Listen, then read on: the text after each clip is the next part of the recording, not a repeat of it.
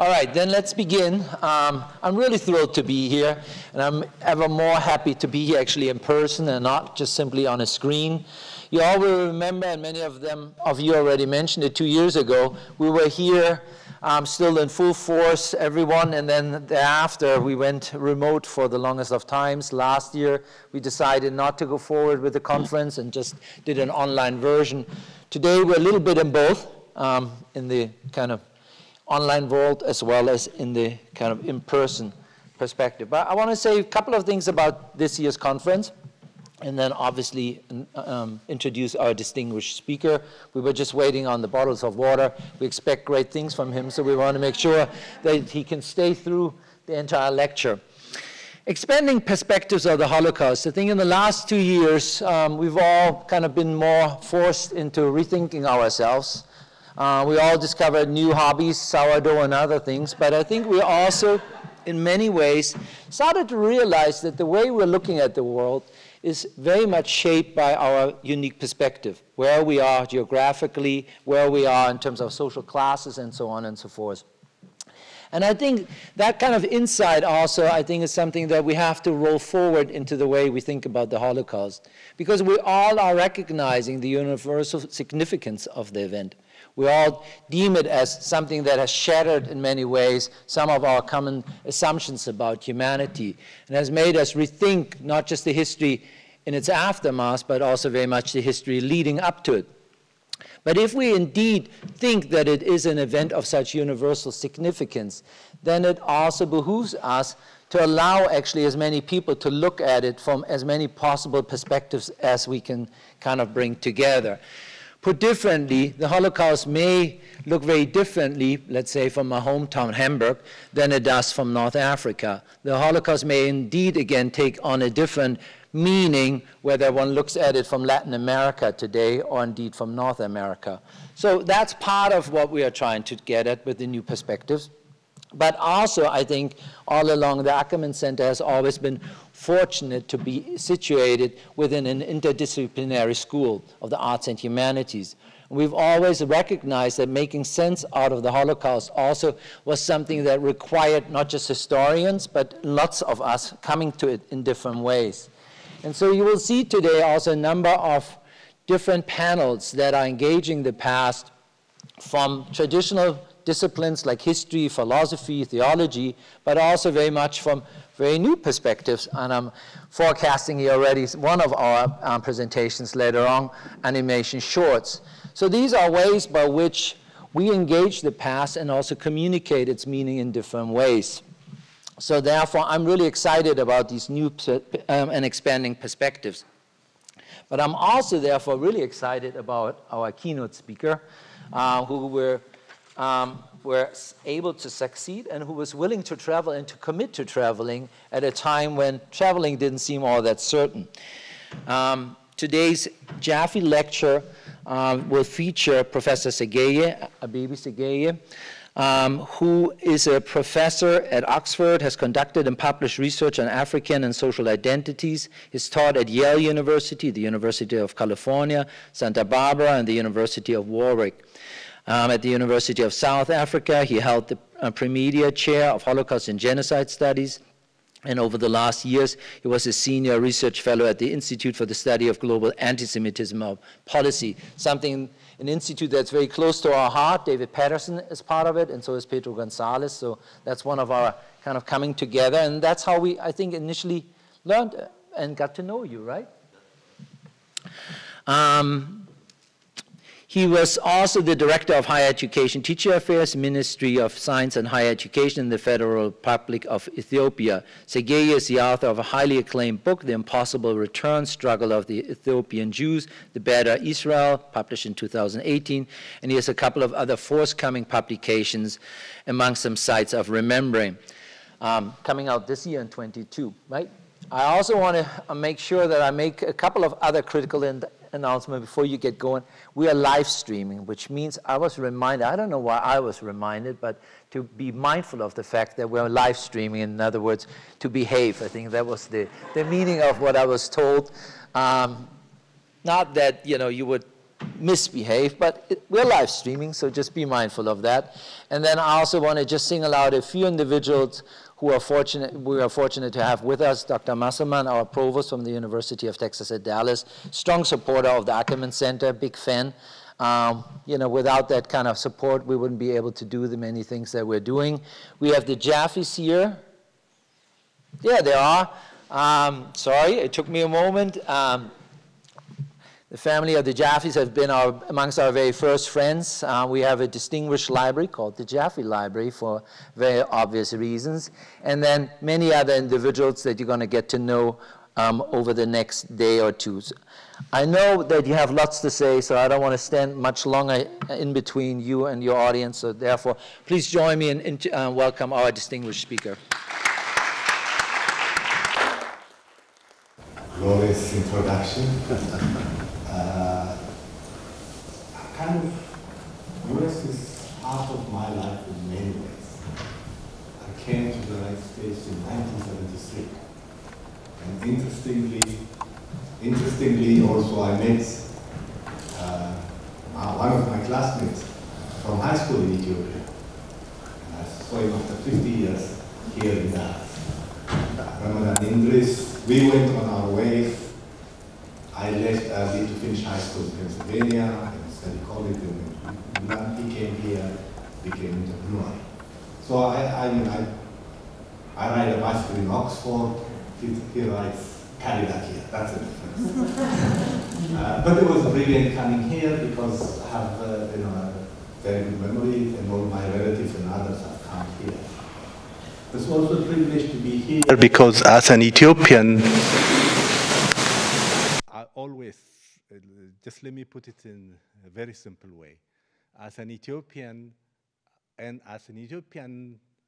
as brought up as an Orthodox Christian, my mother always wanted to go to Jerusalem because that's where we identify ourselves. We were a people of Zion. This is not Rastafarianism, this is the Ethiopian Orthodox Church. So we had the privilege of taking my mother and my father to Jerusalem in the 80s. It's also very important for me that I deal with this in a very, the first time I got interested in Jewish studies, in Holocaust and genocide studies was one of my older brother attended a conference in Tel Aviv. He called me and said, there are so many Ethiopians here. And then I was the director of African Studies at Warwick University in UK. Why don't you come over? As an academic, I cannot pick up and come over. Somebody has to fund it. Therefore, I got support from the American Jewish Committee in New York. And I ended up spending 2 years, which led to a book. That's the kind of connection I had. And then later on, some of us went to South Africa. I was teaching then at UC Santa Barbara, and I'm sometimes think, why did I do that? I mean, it's like a little paradise there. But we went because of Mandela. We thought we were anti-apartheid.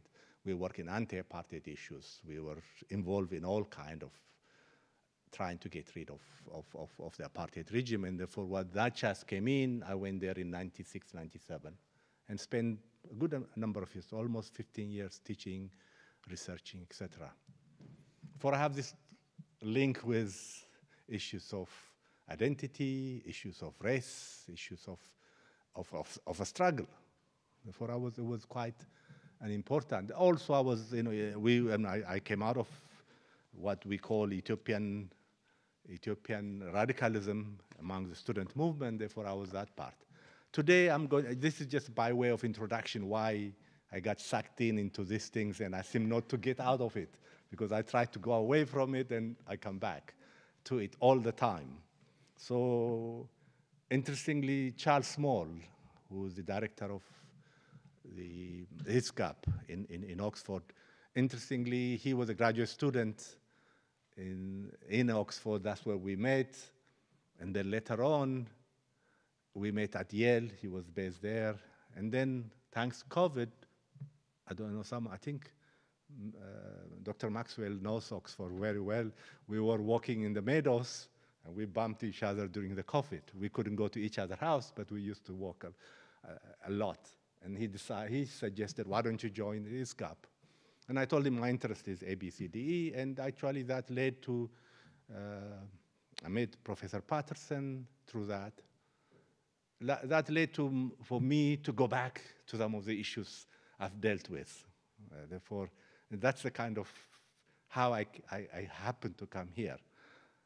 Initially, I was going to give a talk because I've done some work on Rwanda and contemporary issues on things. But thanks to the director, he said, no, talk about link it to Holocaust studies, link it to genocide studies, and link it to Africa.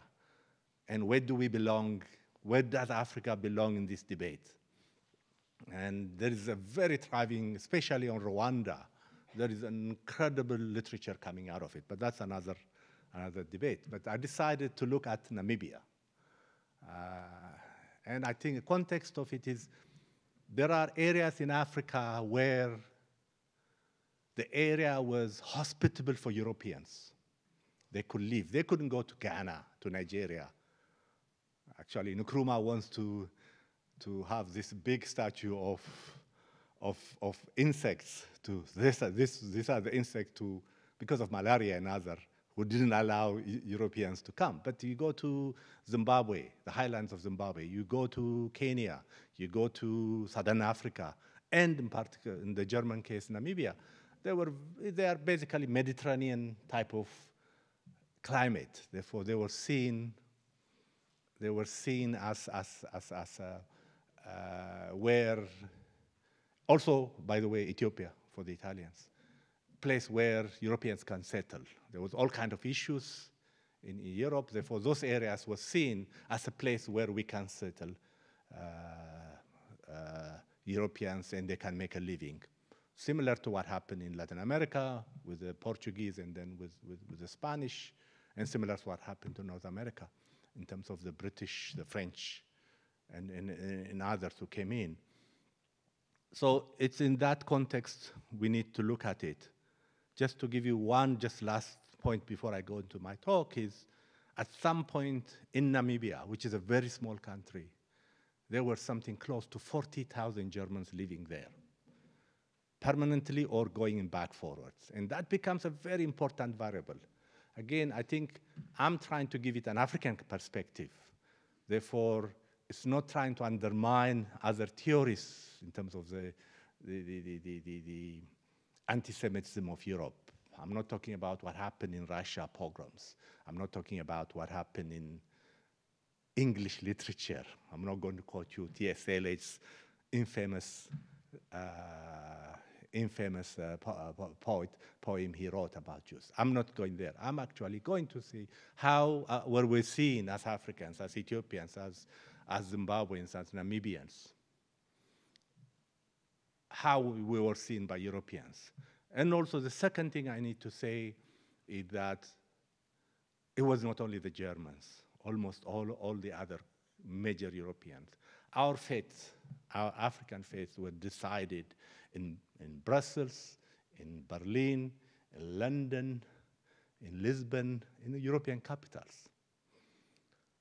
Also, I want to make a footnote by saying that Europeans were they were yes united in terms of their idea of race, in terms of why they should do that, but actually they were competing with each other to control resources. And that was very important.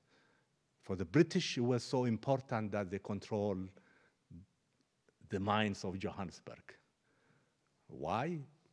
Because they didn't want the Germans to come from Namibia to control it. If they control the mines of Johannesburg, that means controlling gold, means controlling gold as an international standard, therefore, challenging British Empire. So to begin with, there have been many scholarly analyses over the last 70 years or so focusing on aspects of Nazi regime in Germany. There's been it's just huge amount of literature. However, few have attempted a critical analysis of how the Nazi ideology could have had its birth pangs in the Africa colonies occupied by the Germans and others. To be sure, there were other internal, external influences, but the treatment, for example, of the African population in German Southwest Africa gives a very good indication of what was to come. In this short talk, I look at how the German racial stereotypes of the late 19th and early 20th centuries mutated into murderous Nazi racial ideology and the supporting legislation of the Nazi regime enacted in 1933 and 1933 and 4. The Nazis' theories of race did not start with Hitler or with his book Mein Kampf. It started much, much earlier, both in the European culture and also in different writing, but more importantly in the 1800s, with the racial theories of in particular, let me see where we are now.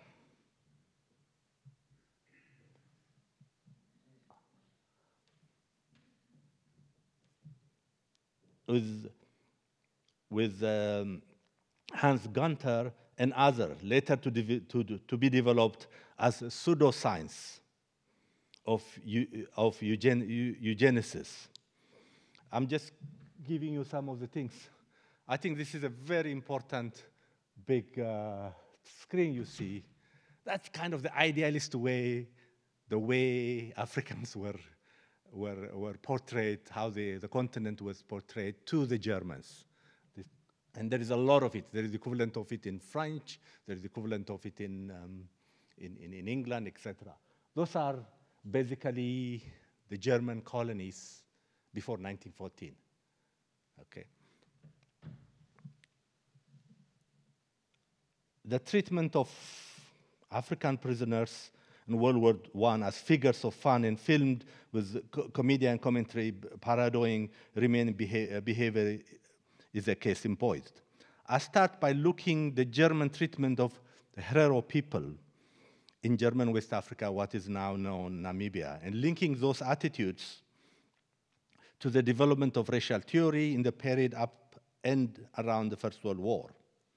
In the 1920s, I think it's important to understand all of you are aware of it, of Germany, what happened. There was the catastrophic effect of the Treaty of Versailles on the German economy, and its people provided fuel for Nazi movement, who eagerly supported and funded by philanthropy foundation and eugenicists as scientific basis of their racial theory.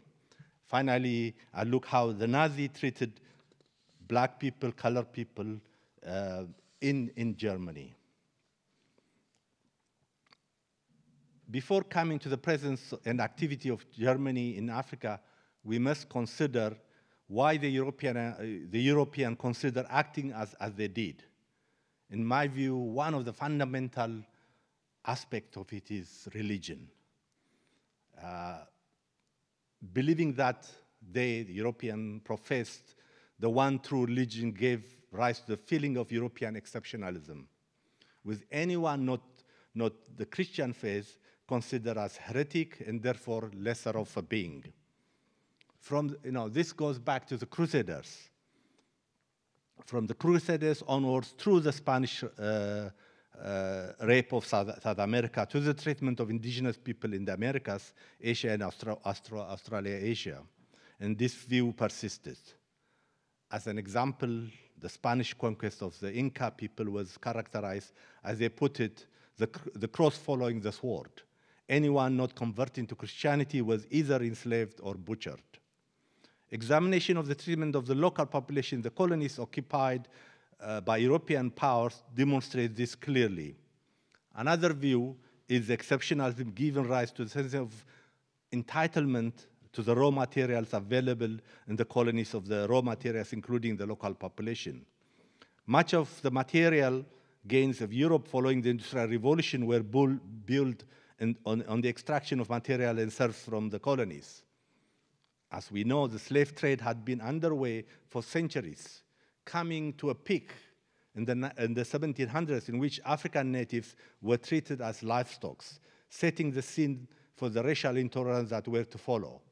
For instance, if you look in the UK, much of the splendor of Georgian architecture in Glasgow, London, and Bath, and Bristol was built on the profit from transportation of slave labor between Africa and the new colonies in the US.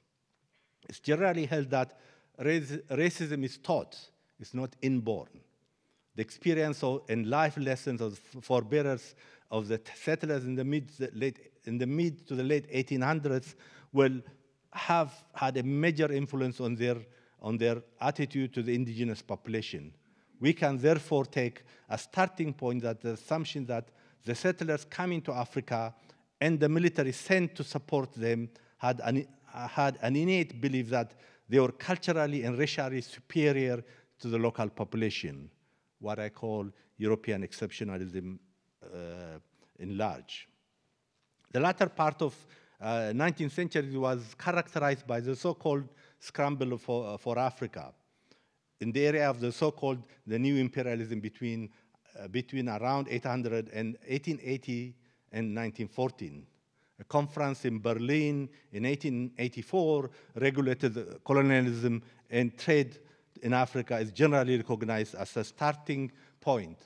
Ultimately, the entire African continent, except for Ethiopia and Liberia, were parcels up between the Western European powers. Toward the end of the century, Britain and France came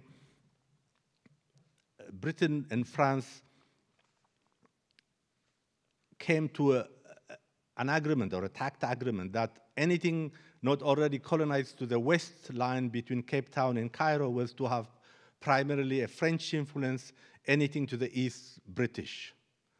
The cartographers and the geographer divided the continent into spheres of influence de facto countries.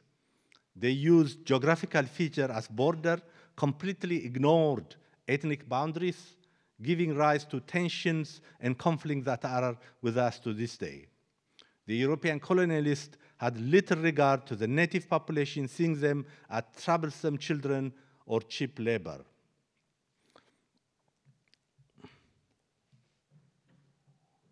This is just to give you some idea of what it looked like when they came over, and I'm going to talk now about Southwest Africa and the Herero people. A typical example of the arrogant disdain with which the native population were treated can be seen in the attitude of the German colonists in Southwest Africa, now Namibia, towards the local population. Pan-Germanism became linked to the German nation imperialist ambitions. The German colonies in Tanganyika, Togoland, in Southwest Africa were seen as hardly sufficient. Kaiser embraced the concept of global expansion. Some analysts had concluded that he was driven too much to exceed the imperial conquest of his cousins, King George of Britain and the Russia there. In 1883, the scramble for Africa was in full flood. A German colonialist, Franz Ludens, bought a stretch of coast from the Regin Hero chief in a very fraudulent purchase deal. I think that's actually is a pattern you see, a particular person from Europe, whether in Belgium, the Belgian king, or the British merchants going to the Cape Colony, etc. The first time, either individual or companies like the East African Company or the Dutch. It starts with that. Fighting between rival claims of the Herero spread into the German-occupied territories. Again, I don't want to portray that as though the Herero people were one and united. You see this division all over Africa, whether you go to Ghana or whether you go to Ethiopia, etc. Ethiopia and Liberia, especially Ethiopia, survived this because there was some kind of unity among the elite. I mean, that's very important to see. Complaint by Herero chief and casualty among German settlers resulted in protection order between the German governor and the Herero chief. The protection order was repeatedly violated by the German, as were many Herero women and children. Under German colonial rule, the Herero people were routinely used as slave laborers, and their lands were gifted to colonies. To add insult to injury, cattle stolen from the native population were given to the colonialists. The process continues to the new country when the area became known as African German. I think it's very important to actually stress that there is this assumption Africans, especially in Southern Africa, all throughout Africans, were not self-sufficient. They were not producing food. Actually, if you look especially in South Africa, the local population were much better productive than the settlers. So the Germans, the British, and others used political means and superior power to confiscate cattle and land. The contempt and disregard by the German for the local population culminated in the conflict of the 1903-1907, in which around 75% of the Herero Nami San people were killed. A contemporary report stated that the Herero population had reduced from some 80,000 to less than 15,000 starving refugees.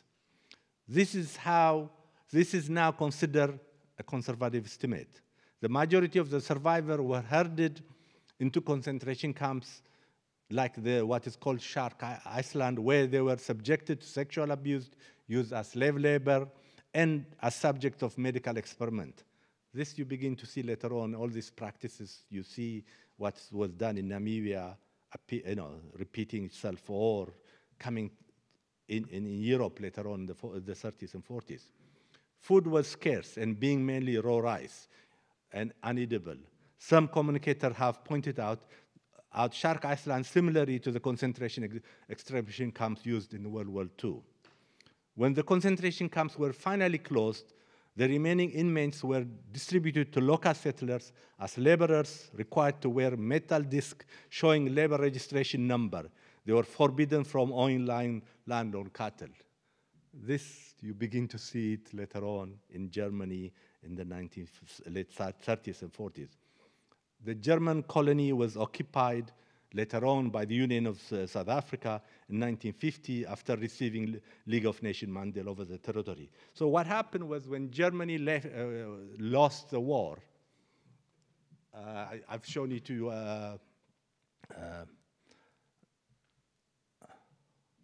earlier on.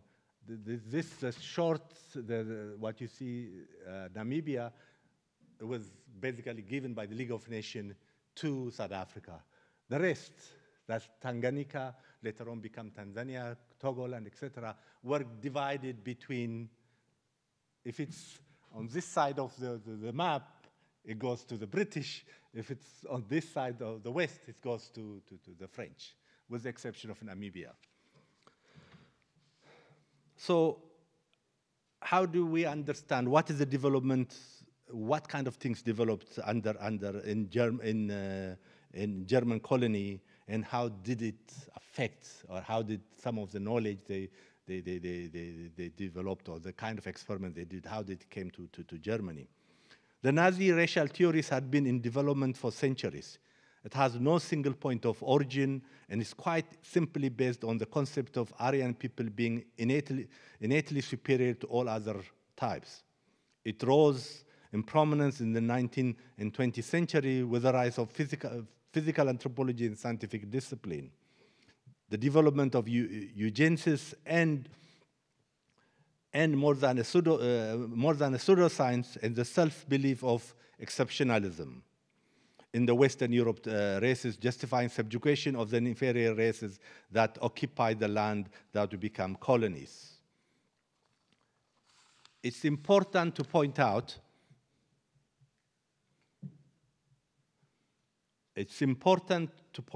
that Hitlerite view essentially is a very simple one.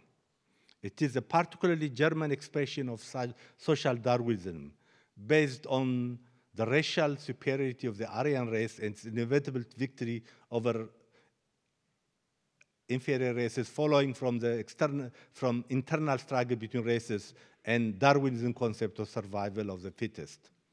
Therefore, most of the concepts were borrowed, actually. The most important geographers were actually based at Oxford University. Some of the theories came out. Darwinism came out of Cambridge University. They were, but the Germans adapted them to their, the whole thing. And also you see it also in places like California, which I'll come. Those theories, how they were seen. It's quite clear that the German considered the native population of Namibia as fit only for slave labor. They were not equal to any shape or form to the white settler. Indeed, in court, it was considered that the evidence of 7 natives was equivalent to the evidence of 1 white. You see that's the same thing in the southern part of the US. It must be pointed out the Germans were not the only colonial power to treat native population badly. The Belgians in the Congo, the French in Algeria, the Italians in Ethiopia, and the British in Southern Africa, and elsewhere equally culpable. However, the Germans were the only colonial power to articulate a policy of genocide, what they practice in particular in Namibia. One has to be very careful. The first concentration camp in modern time was created in South Africa. And actually, therefore, one has to be careful how one thinks about it. That concentration came about with the war between what is called the Boer War, between the English-speaking and the, later on it's called Afrikaans. If you ask the Dutch what Afrikaans is, it's called baby Dutch. But with that fight for resources, for when the British couldn't couldn't defeat the Afrikaans, they start pulling together different farmland, their wives and their kids into, they basically put them in areas which they cannot be, they were contained. And they were basically were going to die from starvation. That's when the Afrikaans fighters gave up and they gave their hand. Therefore, one has to be very careful. It's not only directed against, I think we need to keep in mind the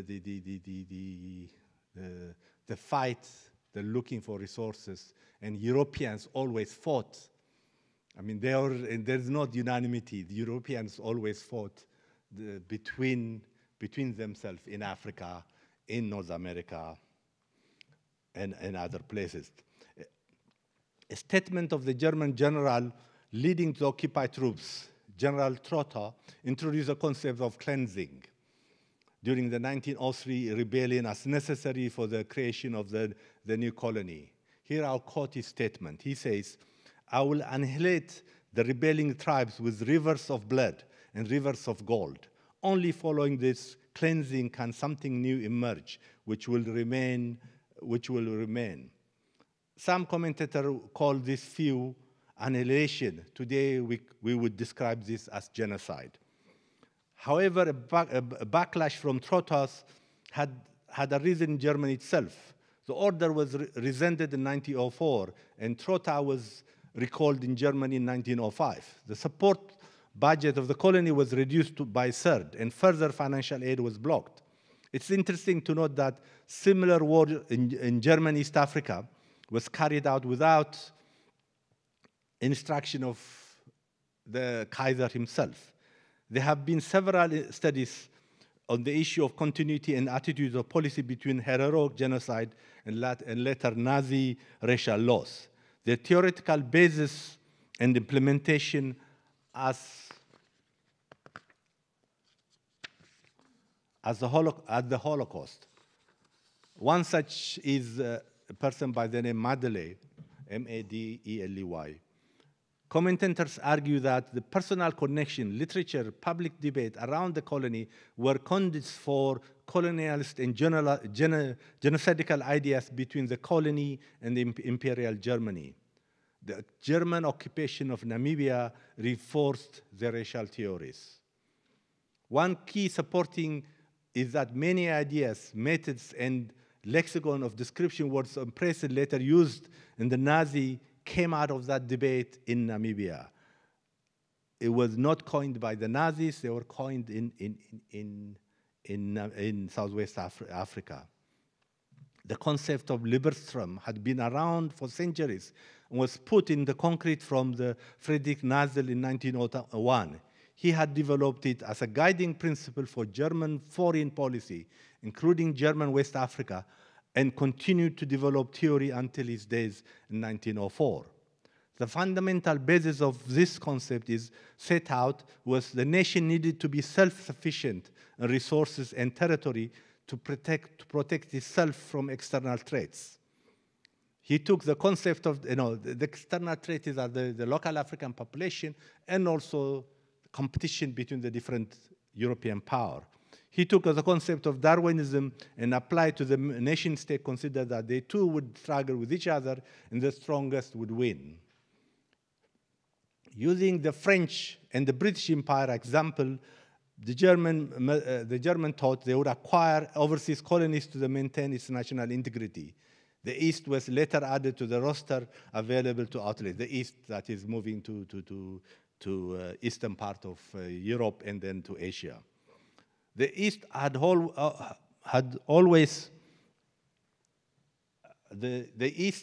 always been seen the German natural target for their dreams. A skewed view had greatly exaggerated the role of the German and the extension of the Aryan race as defining its history. The expansion of the German states and the reunification of German under Bismarck and caused a steady stream of colonizers to move east. It also gave the rise of German expansion into Africa. When he was imprisoned following the failed Munich beer hall putsch, Hitler, this is 1923, Hitler was instructed by Hess, a keen follower of what was going on in Namibia, in the concept of cleanliness, and begin to see that East is an area where valuable resources were, but this area was wasted on racially inferior people, including the Slavs and Jews. A view explored if one reads Hitler's Mein Kampf. Under the Nazi, they took concrete form. The first steps were the incorporation of Austria and Germany speaking areas into Greater Reich. The later annexation of Czechoslovakia and the invasion of Poland and Russia were put forward as a necessary for creating a unification of the German people or the expansion of Germany. Naturally, the current occupant would be removed by deportation further east, extermination, or simply allowed to starve to death. The policy was endorsed by the Nazi Eugenics movement, which stated that the master race had an inalienable right to do so. The Nazis supported the Italian fascists under Mussolini and the Japanese in their expansion to Asia, what the Japanese call Asia for Asia. While I've been concentrating on the barbaric treatment of the Herero, the Nam, and some people, other colonial powers are equally culpable, which have given them to the accessibility of racial stereotype and racism itself in other European nations. Great Britain under Cecil Rhodes massacred thousands of men and women and children in what is now called Zimbabwe. The Belgian colonists in the Belgian Congo killed an estimated 10 million local Africans through simple massacre and overwork and slave labor in camps. Under Mussolini fascist rule, the Italian army killed some 250,000 Ethiopians. So several people who took part in the Herero genocide, so when we come back, the people, as I said at the beginning, there was something like 40,000 Germans living in a small country in terms of population of Namibia. Those people who participated in Herero genocide were later involved in the Nazis' atrocities. The Nazi governor of Bavaria, Francis Ritter von Epp, was responsible for the liquidation of almost all the Bavarian Jews. Fischer, who carried out medical experiments in the Shark Island camp in Namibia, taught medicine at the University of Berlin, where he was a chancellor. Two Nobel students were Fischer and Joseph Mengele, who played very important role later on during the Nazi occupation. These are the leading opponents of eugenicist theories of Nazi ideologies. And I did not go into that to detail. This has given rise to what we call, one could go to a lot of people who were influenced there, which led, thinking of people who believed in social Darwinism was driving factor for both general Totas views of the Nazi ideologies. So what is the role of eugenicists? Eugenicists has been defined as a planning of reproduction of enhanced desirable heritable characters. Clearly, scholarly is an elimination of the undesirable characters. It formed a key plank of Nazi ideology as justification of the measure they took to enhance the Aryan race and exterminate those who consider undesirable. It has since been condemned as pseudoscience. Its height of popularity in the first half of the 20th century when several programs around the world experimented with eugenicist-based policies. It was particularly popular in California, where over 64,000 people considered to be feeble-minded were forcibly sterilized. In other US states, blacks were sterilized and subjected to the medical experimentation. The practice was stopped in 1924. Links between the Nazi in Germany and the eugenics movement in the US, especially in California, were well established in the early 1930s. Many US eugenicist programs served as a model for the later Nazi programs, and their implementation was warmly supported by US eugenicist organizations. Several foundations, such as Rockefeller Foundation, supported eugenicist research in pre-Nazi and Nazi Germany. They provided much of the funding for Kaiser Institute for Anthropology, an organization concentrating on eugenic research. The director of the Institute of Eugen Fischer provided the scientific basis for the Nazi racial ideology and laws and the racial hygiene put forward in Nuremberg in 1935. It is also worth noting that Rockefeller Foundation funded some of the experiment research work carried by Joseph Mengele before he took his scalpel to Auschwitz. The Nazis' policies around eugenics took two routes. The negative aimed at the elimination of those considered unworthy of life, and the positive, where people considered a superior Aryan stock were encouraged to breed. Those marked for elimination for forced sterilization were mainly those from the institutions such as prisons and those with physical and mental disabilities. This later extended to undesirable like gypsies, homosexuals, and political opponents. Later positive policies included that suitable women being taken to institutions where they were required to bear the children of SSA men, and the occupied territories, and the theft of children that were regarded as having Aryan characters. So what happened to the colored population? What is the fate of the colored population? Before and during the Third Reich, Germany had a small black community, between 20,000 to 25,000 in number. Interracial and mixing were legal until the 1935. But there was a concern in high Nazi circles about whether mixed race children could be German citizens, serve in the military and hold public offices. Such issues were resolved in the Nuremberg race law promulgated in 1935. The Nazi differentiated between dark-skinned blacks and light-skinned blacks. The dark-skinned and were immigrants or children of two black parents. The light-skinned were concentrated of Rhineland, were the offspring of French African occupation soldiers and German women. I think this is very important. It created this shame, they call it the black shame.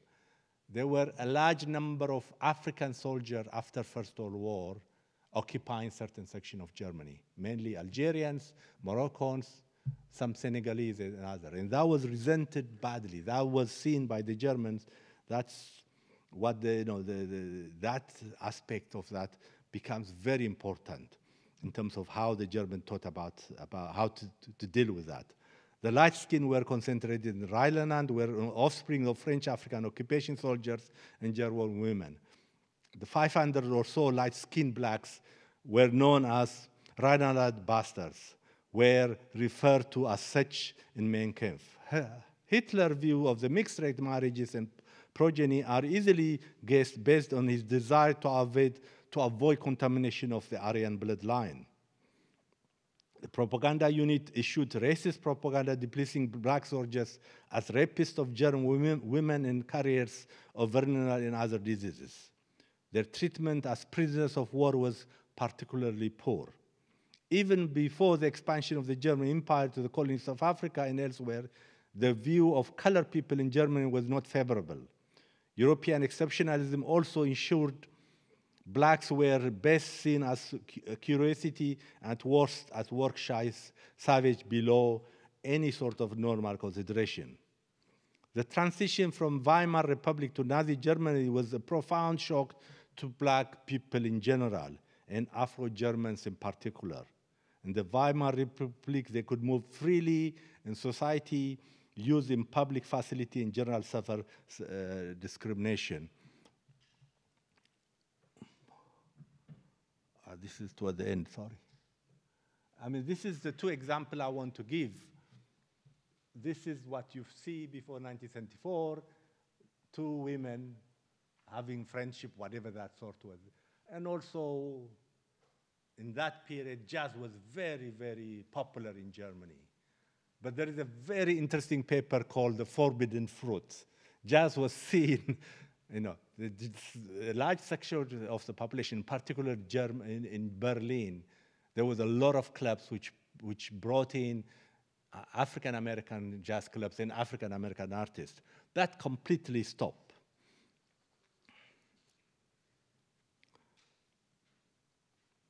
Despite Hitler seeing himself as an artist, African art was also classified as degenerate and confined to sealed collection museum.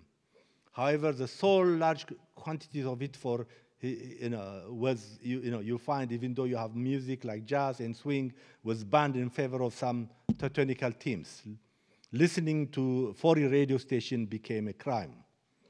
The German state used the Gestapo to carry out a program of forced sterilization between 1980 and 1937 with the objective of complete elimination of the colored population.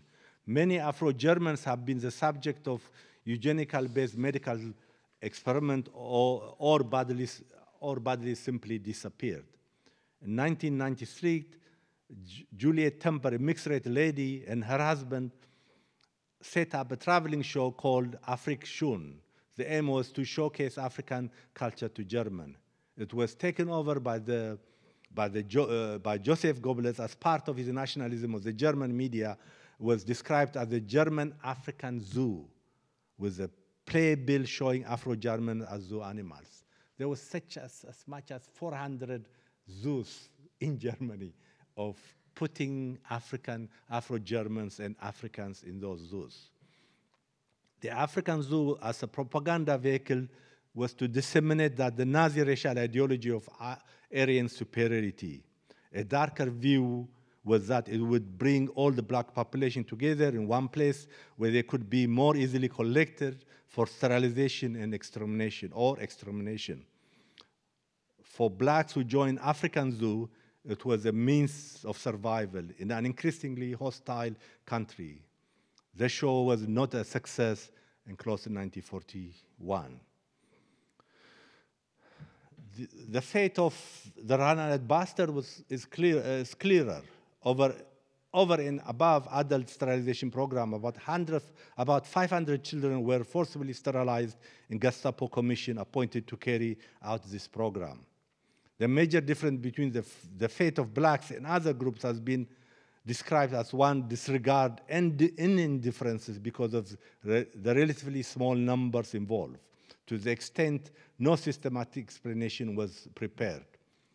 It's clear that because of the prevailing political climate at the time, Afro-Germans were discriminated against in employment, welfare, education, and housing.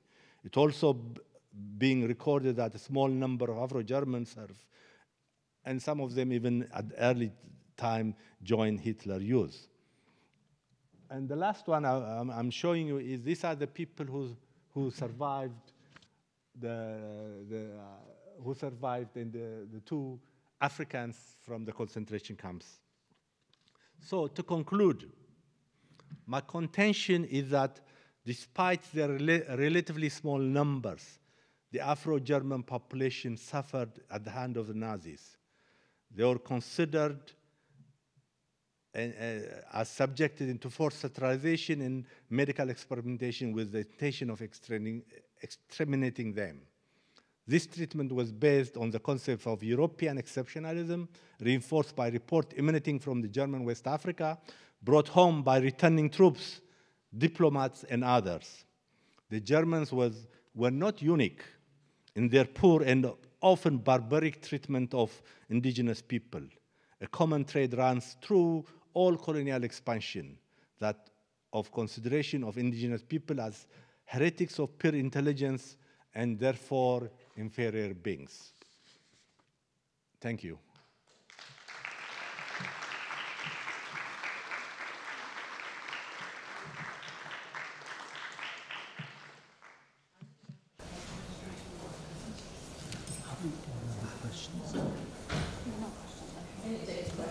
Yes, definitely.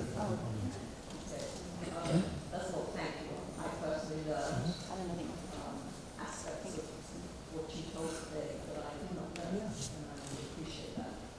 Having said that, when I think, as a research fellow at the Institute of the Study of Global Antisemitism and Policy, how do you, in the context of your talk today, where does the specificity of the Holocaust stand?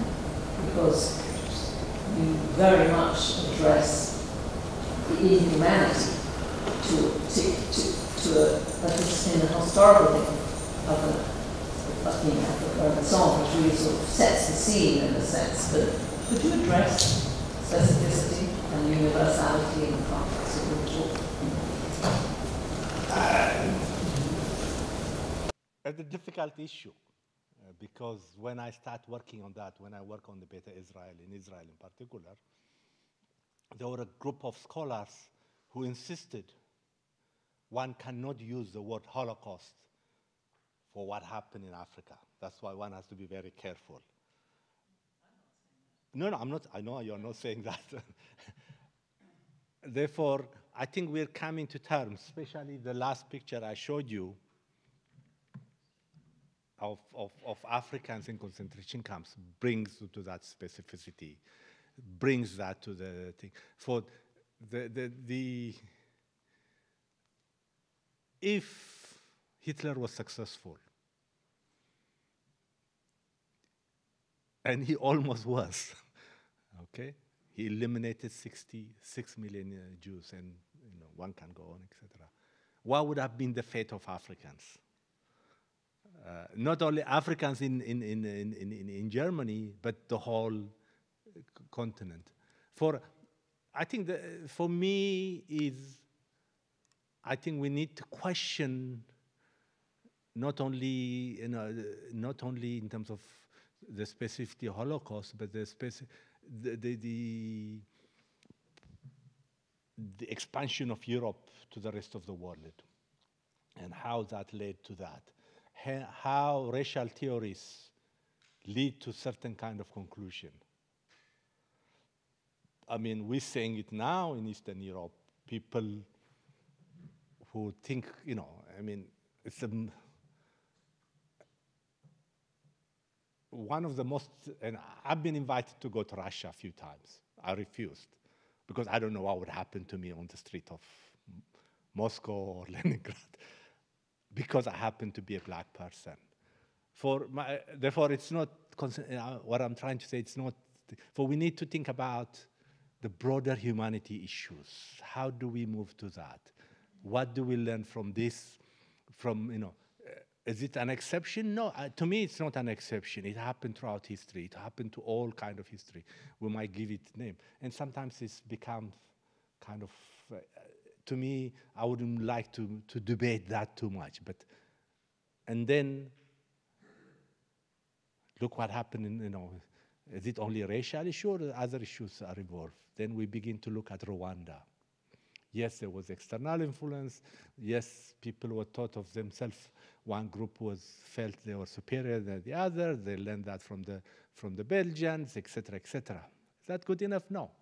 To me, that's just an excuse. I think, to me, what we learn from the Holocaust would be what humanity has to learn from that kind of issues and how to avoid it. That's the way I see it. I don't know whether it's an answer or not. It's more of a personal. We have a microphone over there. If you don't want to use your thundering voice, then you can use also technology. Oh, sure. Okay. Thank you for your talk. I know a little bit about German reckoning with the legacy of that genocide and German colonialism in Africa. But I'm curious if you could say a little bit about how that genocide features today in contemporary Namibia and collective memory and identity. How is it commemorated and so on? Okay.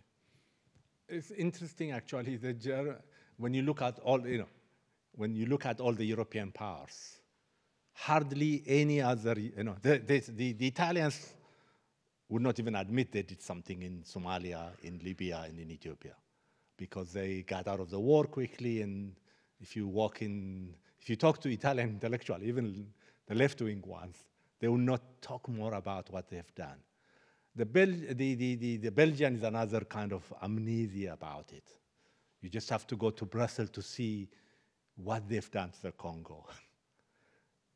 The British and the French are skirting around the issues. It's only the Germans now who have apologized for what they have done.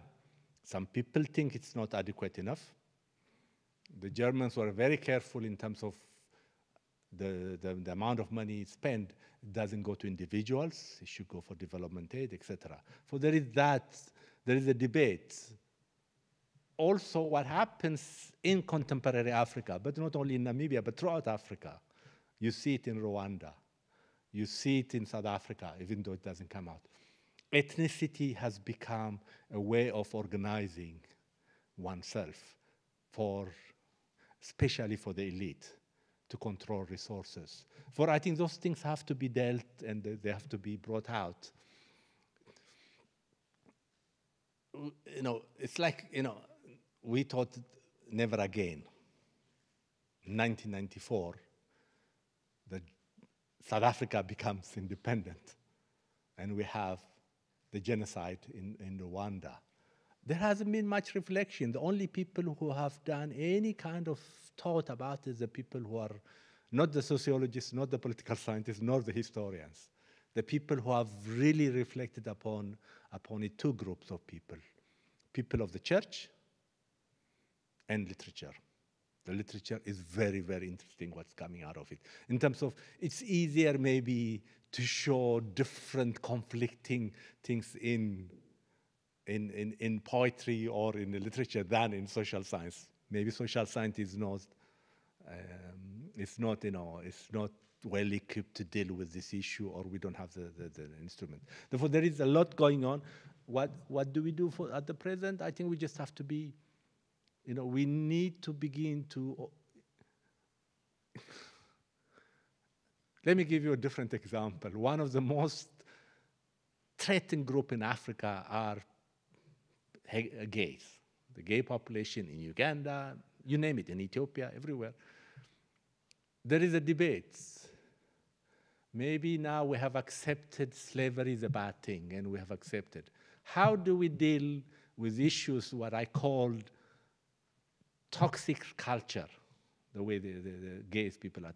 How do we deal it? Do we bring the European and American attitude and implant it there? That created havoc, and I've seen it in Ethiopia. It creates havoc because now what was pleasing living in Ethiopia for the last 14 years was that the gay community said, support us, etc., but don't become our spokesperson, because we have to deal with that. Therefore, how do we change what I call bad culture, unacceptable culture? And I think that's where the debate is. How do we allow people, local people, to challenge discrimination and genocide? And you see it. I mean, in Africa case, the first one we know happened was in Nigeria in the Biafra War. And of all the papers I've read, of all the social science, the best work I've seen on that was the literature. The book by I think most of you know it, she's based here. The famous book, Half a Yellow Sun. I mean, it actually begins to show the complexity of the fight between families, who fought for what, etc., etc. That's where we are. For my suggestion is, how do, we need to create international institutions. We need, United Nations completely. United Nations only comes in after the thing is over. They went to Rwanda after 1 million people were killed. So we need to think about how to stop that. There's a lot of organization, and that's where the hope is. People, especially local group. I don't know whether I'm answering your question. That's the thing. Thank you so much for your remarks. I was wondering if you would indulge me with some comment on education and Holocaust awareness in different parts of Africa today, in Ethiopia comparatively with South Africa. What would you say is the place of the Holocaust of the European Jews by Nazi Germany and its allies in public awareness in Ethiopia versus, say, in South Africa? Is it taught as a matter of secondary school education? Is it taught as a matter of European history, contextualized against the history of imperialism? So what I'm trying to get from you, while we have you here as a resource, is what is the place of the Holocaust as a distinct phenomenon in various African cultures today? I have no knowledge on this issue, so any insight you give would be wonderful. Thank you. Sure. I mean, the only place it's been done properly is South Africa, because there's a large Jewish population, who was very active in the liberation movement, etc., etc. I'll come back to that, and I'll tell you the contradiction there we're facing. Come to Ethiopia, it's a different group. In 1948, when Israel became Israel, they wrote a letter to Haile Selassie asking him to send their people home. And Haile Selassie replied, said, what are you talking about? I'm the person of Zion. Do you want me to come there? That's how you responded. I spent a lot of time in northern Ethiopia, in Gondar area, where there's a large number of Ethiopian Jews, Beta Israel were based. It's interesting how it changed now. When I went there in the 1990s, initially, there was this incredible hostility towards Ethiopia. They betrayed us, they left. In times of civil war, they went to Sudan, etc. They never really, I'm talking about myself, the Ethiopian Orthodox Church people. I come out of that. They left and they betrayed and they went to Israel. Interestingly now, a large number of the Ethiopian Jews, they call them Ethiopian Israelis, whatever hyper you want to give them, are going back. Not for good, but to visit relatives, etc. The Israelis have been very shrewd about it. The two ambassadors I knew were Ethiopians who speak Amharic, who go to Gondar area to talk to people. That has changed the nature of how Ethiopians. I gave a paper in Lalibela about my book called The Impossible Return. It was interesting. I was so worried how I would be seen. But actually they have accepted, oh, these are our people. But you don't find it in the curriculum, etc. Because what happens is the connection between Ethiopian Orthodox Church and the Beit Israel is very close. It's gone back for a long time. People have moved. Whenever it's a problem, people have moved from one, especially at the elite level, there's been that. Now we're beginning to, the Ethiopian Israelis are coming back. I went to a concert in Addis, in the Italian Cultural Center, and I was told to listen to Israeli jazz. It was actually Northern Ethiopian thing, and people, it was, the whole group was part Ethiopian Israelis and other Israelis, and the whole floor was completely taken. I'm not advocating that everybody should go to Israel. Be careful. That's another politics. In South Africa, it was different. By the way, the rest of Africa, there's nothing. Just to be very frank, there's nothing. South Africa, interesting. When I was appointed as a prime media chair of Holocaust, I was seeing it as a strange character in terms of the left accusing me of going to Israel because there is a very strong anti-Israel feeling. Before I went, one of my duty was to implement some of the teaching in high school, etc. For I went to see the minister, who happened to be a Muslim South African Indian, and he thought I was an Israeli agent to him. He never saw it, and I was trying to tell him, I'm not teaching only Holocaust studies, but I want also to learn people to learn the history of genocide in Africa, and that is important. Why we learn about it? If you look the present legislation, and I said it back because I know all the people in South Africa, they're trying to kick 1 million African immigrants from South Africa at present. Mozambicans, Ethiopians, Nigerians, etc. There has been so much killings of traders, African traders, etc.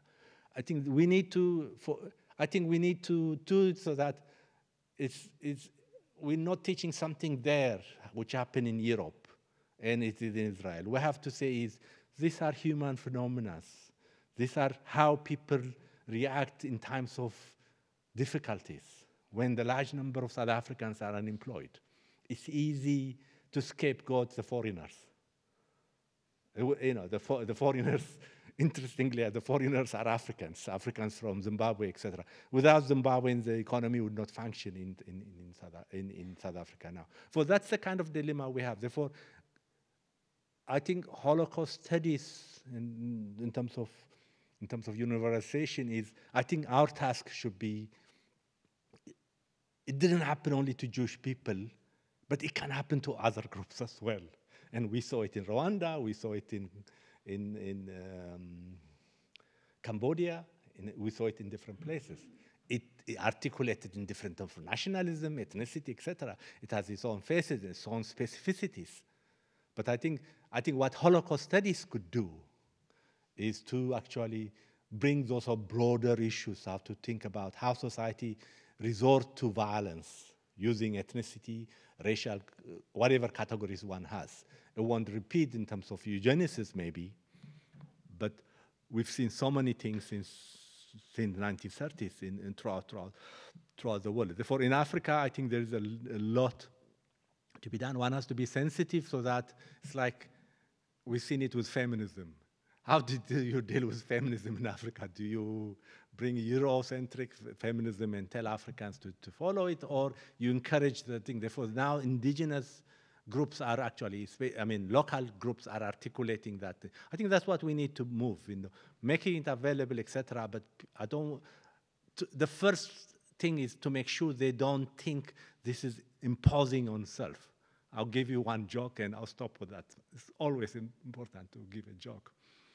Mugabe finally gave up to accept gay people are all right people. And he said, okay, if that was the case, I would like to have a right to choose my own wife, he said, a man wife. You know who he chose? Obama. Because Obama was basically trying to put it, that's the way people respond. It took, because of the pressure on he responded. Because deep down, people know this is, what's happening is the universal issues, but it articulates itself in different forms. I hope I answer your question by...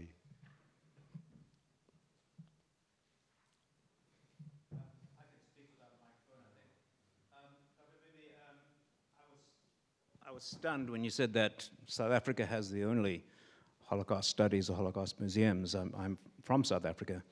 But I was recently reading Trevor Noah's book, Born a Crime. He mentions that Hitler is actually not an uncommon name amongst black Africans, and they think nothing of it.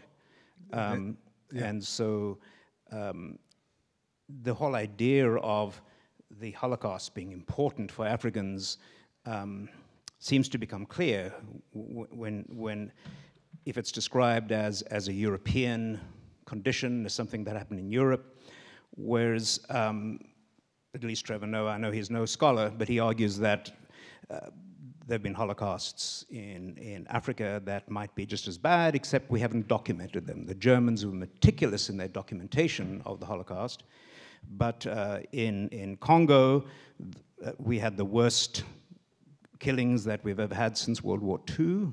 He mentions numbers of possibly 4 or 5 million, and yet who knows about the Congo civil wars?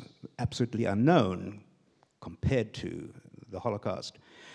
And that black South Africans would far rather pay attention to the evil of Cecil John Rhodes than to someone called Hitler. So I don't know, I know you taught at UNISA, right? University of South Africa. Just wondered what your thoughts were.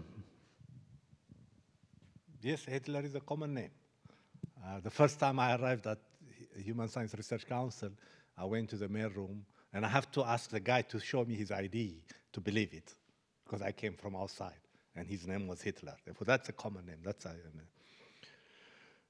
That's what I was saying earlier on. We need to think about. That's why Prime Media was trying to do, to make it. They succeeded. It was not.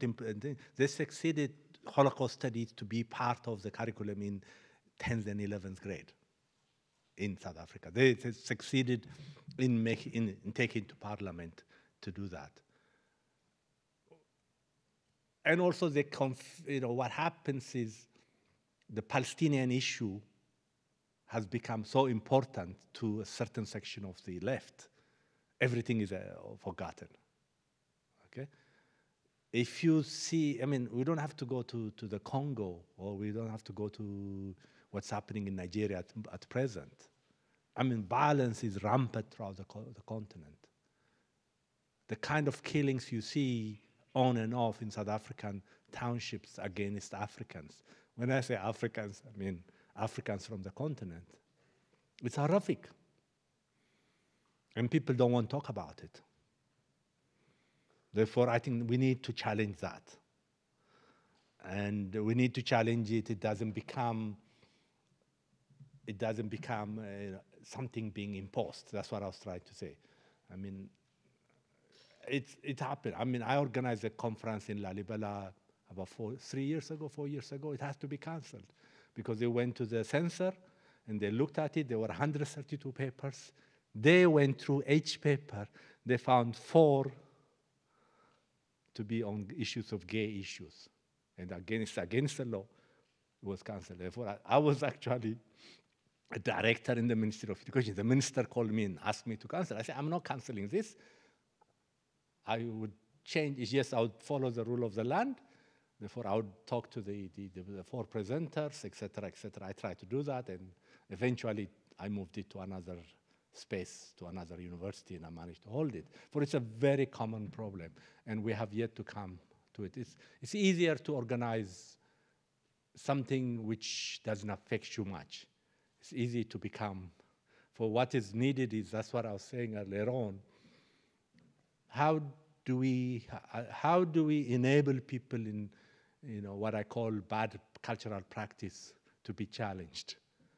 And some of it, why do we have to resort to violence? Yes, there is if you look at the Belgium, it doesn't exist as a country. If you look at the mining areas, they are controlled by multinationals with their own armies. And now it's making it even worse. The Russians are sending, I call them mercenaries now. They are all over in Mali and everything else. But things are really, really bad. And how do we articulate that? That's why I'm saying we need to openly debate this. We need openly, I don't have an answer, but it's, I think our role in terms of what we learn from Holocaust, what we learn from history is how do we enable the local population to fight instead of the outside? Because, I mean, I give you the Zimbabwe example. I mean, it was easy to fight if it was imposed from the West, especially the British or the thing, because you impose, you know, you bring the old issues, even though, you know, Zimbabwe is worse off now than before. I'm not saying Zimbabwe, Britain dealt with Zimbabwe after independence rightly. No, there was a lot of things Blair did which led to that kind of stuff. But that's not an excuse for the atrocity we find ourselves in. I mean, by the way, in South Africa, there is both in Cape Town and in, I think also in Durban and also in Johannesburg, Holocaust centers. Yeah, I know the one in Johannesburg. Yeah. There wasn't one in Cape Town when I was there. There is one now, I think, yeah. Yeah. I think. Good morning. Morning. Thank you for being here. I have a question about, more of a general question regarding genocide. I'm sure you're familiar with Ben Kiernan's book, Blood and Soil. He talks about exceptionalism and Lebensraum and a couple of other factors that are associated with a number of genocides throughout history, including this cult of agriculture, in that Europeans found that the local peoples, or felt that the local peoples weren't utilizing the land to its proper extent. For example, the British in Tasmania. And so I don't know what Namibia's resources were. I don't think they had gold like South Africa. And you know, I understand that the Germans were late in colonizing anyway, and they kind of got, I mean, Namibia was one of the only countries left in Africa when they got to the table. So was it about, you know, utilizing the land and the lack of the Herero and Namibians, Nama people using it properly in the minds of the Germans? And then the secondary question is, after they ended up slaughtering tens of thousands in the extermination order, what, you know, did they just decide there was nothing left for them there in Namibia? No, okay, sure. Go ahead. Let me start with the second one and move to the... No, they were pushed out because they lost the war. That's why they left. The Germans had Namibia is full of resources in terms of minerals. It's a small country in terms of population, but it has huge amount of resources. And also not far from South Africa. Not, as I said, not far from the gold mines of Kimberley and Johannesburg. For the Germans, so that's the way the economy was organized when Britain was, when the British flag would, what's the word? There is one British person here. She would help me with that. The British flag never comes down. That's how you know, people, you know, what I'm trying to say, the Europeans, that's why they had the Berlin Conference, because there was a lot of problems. They were fighting with each other. That was a way of carving so that they don't fight there. But they were actually the same thing. Mussolini thought he had surplus Italian population, and he needed a place. That's why he was looking to, he colonized Eritrea first, then Somali, what is now Mogadishu area, and then Ethiopia. For its, you know, it's for internal use, and also as you see it, it's for economic resources. That's the basis of colonialism. And there was a lot of debate every time that to make them self-sufficient, so that London or Brussels or Berlin or etc. doesn't have to send resources, because you know that's the thing. I think it's been proven, and we know that. Especially, I know most about South Africa. The local agriculture was much better than the European settlers. They used the state. That's what I was saying about Namibia as well. The states, not you know, what happened again. I can talk to you. about Namibia, but also South African case was crazy. The first colony the British did was going to Eastern Cape, what is now Eastern Cape. And they introduced what we call poll tax. Each had to pay this and that. So that when they cannot afford it, they have to become laborers. They have to go up to Johannesburg and other. And they also brought people from Mozambique, etc. Therefore, labor was important. Cheap labor was important. I think that's variability. Same thing in Namibia.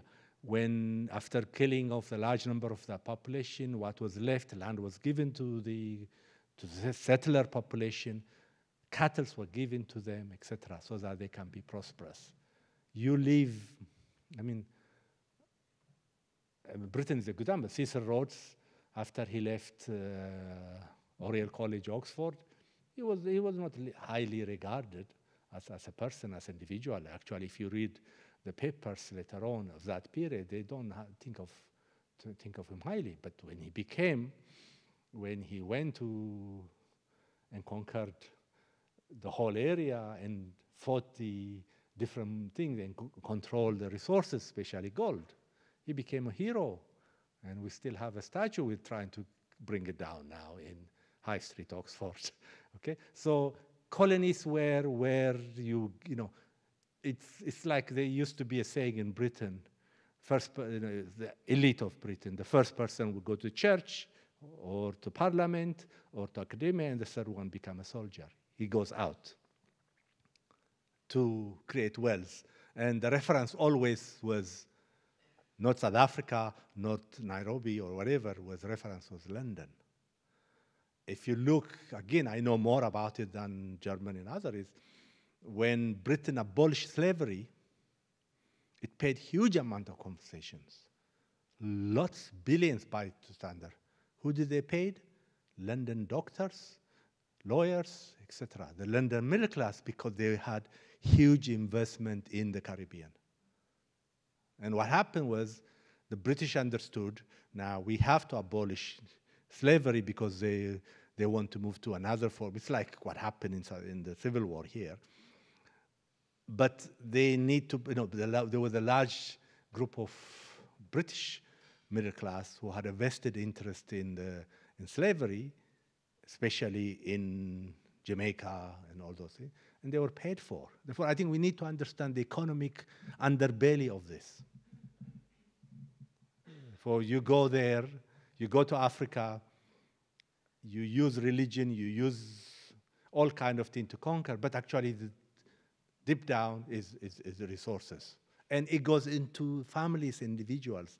As I say, within 4 sons, for instance, that's what happens. One of them become a colonialist.